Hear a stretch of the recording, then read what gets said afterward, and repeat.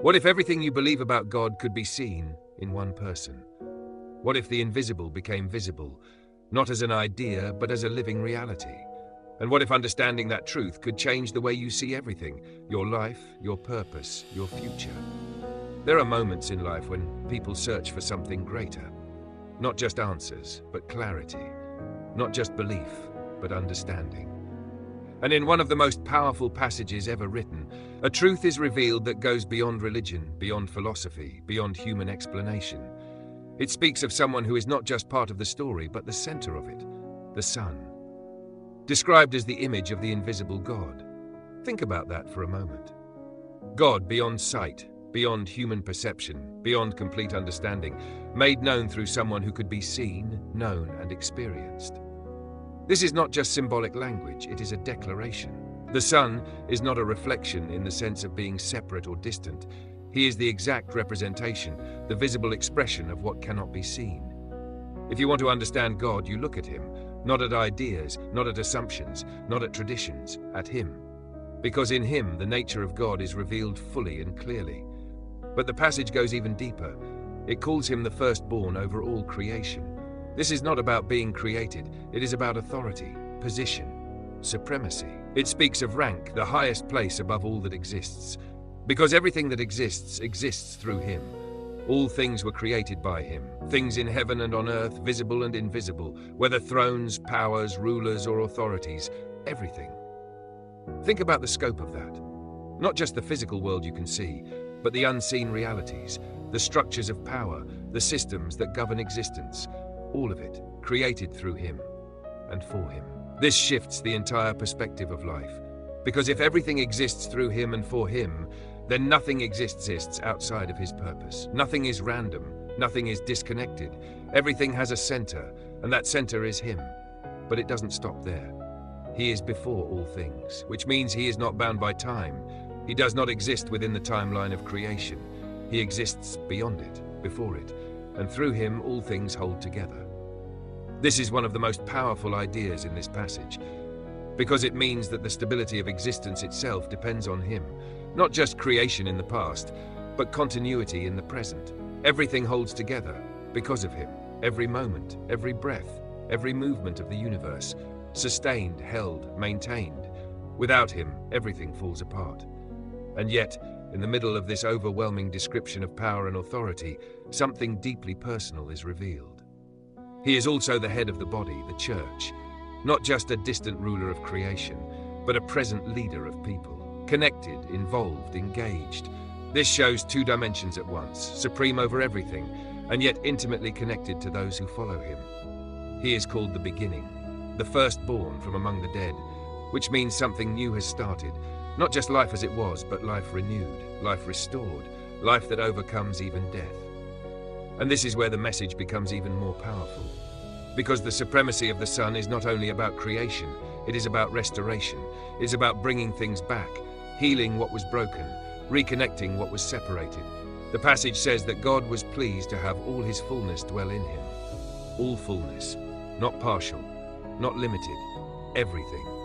Which means there is no aspect of God that is missing, no part that is incomplete, all of it, present.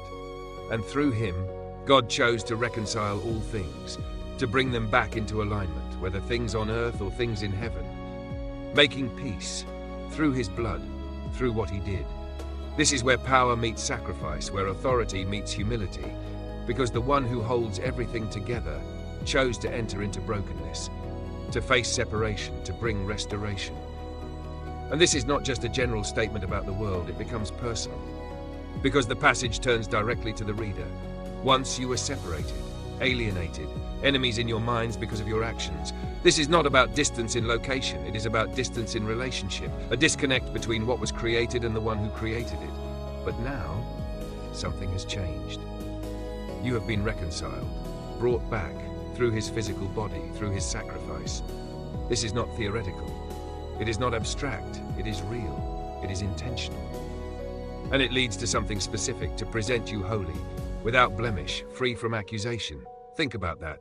Not just forgiven, but restored to a place of wholeness, clean, complete, accepted, But there is a condition, a continuation. If you continue in your faith, established, firm, not moved from the hope held out in the message, this is where responsibility enters. The truth is given, the work is done, but the response matters. Staying grounded, staying connected, not drifting away. Because the world constantly pulls in different directions, voices compete, priorities shift, distractions grow, and in the middle of all that, the call is clear. Remain, stay anchored, stay focused, hold on to what is true. Because this message is not limited.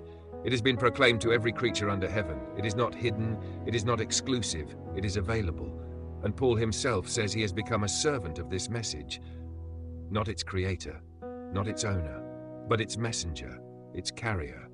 And that brings everything full circle. Because the same truth that defines the Son now defines the mission. To reveal, to restore, to connect, to bring clarity where there is confusion, to bring purpose where there is uncertainty, and to bring hope where there is emptiness. This passage is not just about understanding who the Son is.